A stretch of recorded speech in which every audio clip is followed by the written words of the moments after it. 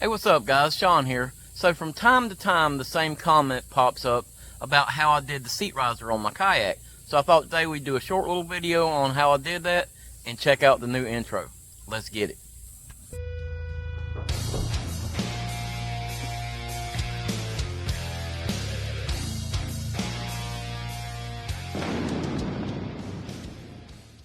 So first off, why do you even need a seat riser? Well, truth is, not everybody will need a seat riser. Personally, I needed a seat riser because without the seat riser, the way I sat, I could not get things adjusted to the point where it didn't hurt the back of my knees. And, you know, that kind of sucks when you're out paddling, your knees get fatigued, and it really limits the amount of time that you can comfortably paddle.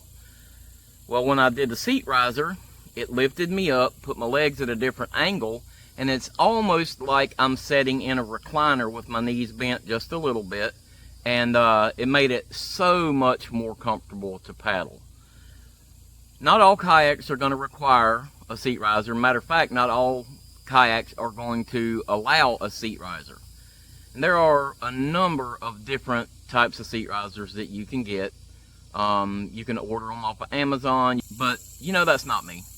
That's not me. That's not what I want to do. So I watched some videos on YouTube, of course, and I found a design that I liked, and I just kind of molded it and twisted it for myself. Being a bigger guy, I kind of upgraded it, made it a little more heavy duty, and I found a system that worked for me. So that's what we're going to go over today, is the system that worked for me, how I made it cheaply, and kind of how it works.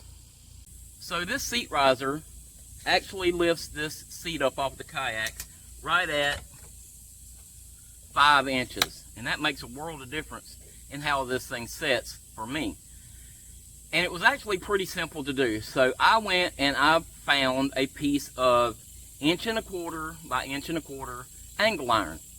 Now I've seen a lot of videos that say you can use angle aluminum, but for myself, being a big guy, I didn't want to take that chance.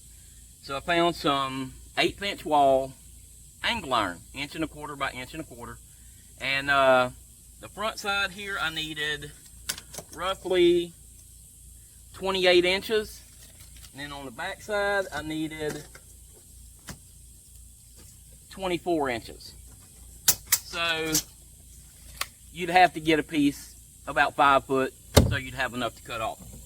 And I used some hook and loop Velcro on the front end of it here, and that's just to lock it in place once you get it there, so it's not trying to pull up on you all the time. That actually works really, really nice. And then the back side here, I used a simple bolt and wing nut. Now I just used what I had on hand here because I'm budget minded and I already had the bolts. I would suggest that if you're going to buy the materials to do this, that you use stainless steel nuts and bolts, because, you know, over time, as you can see on this thing, the nuts and bolts have rusted, and I do need to replace them here in the near future. So I would suggest that if you're going to do this project yourself, go ahead and spend the money and buy stainless steel nuts and bolts and washers.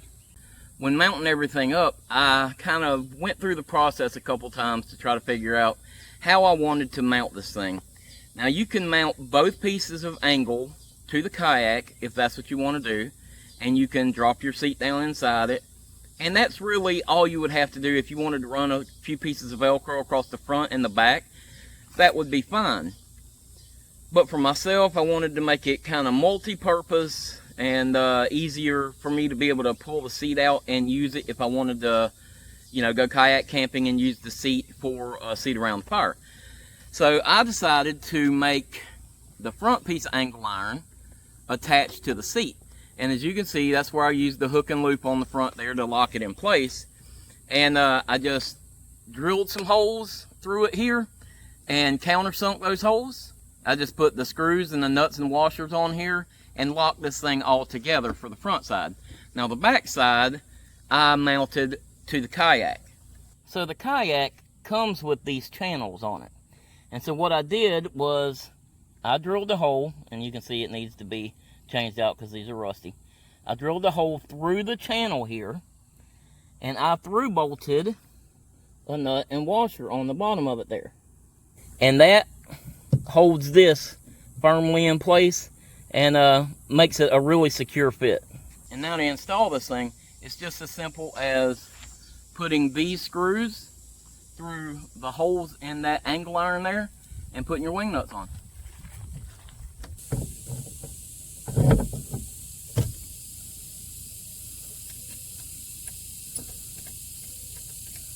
Alright guys, so it's actually a very simple process. You can do it with a few hand tools. You need a drill, a hacksaw or a grinder to cut your angle iron, and a tape measure. And just about anybody could pull this thing off. It's not hard. I would definitely suggest using your stainless steel hardware for the longevity of the project. If this video helped you out, if you enjoyed it, give it that thumbs up for me. Leave me a comment below. Let me know what you thought about the video. If you haven't already, hit the subscribe button for me. And appreciate you guys watching. We'll see you next time.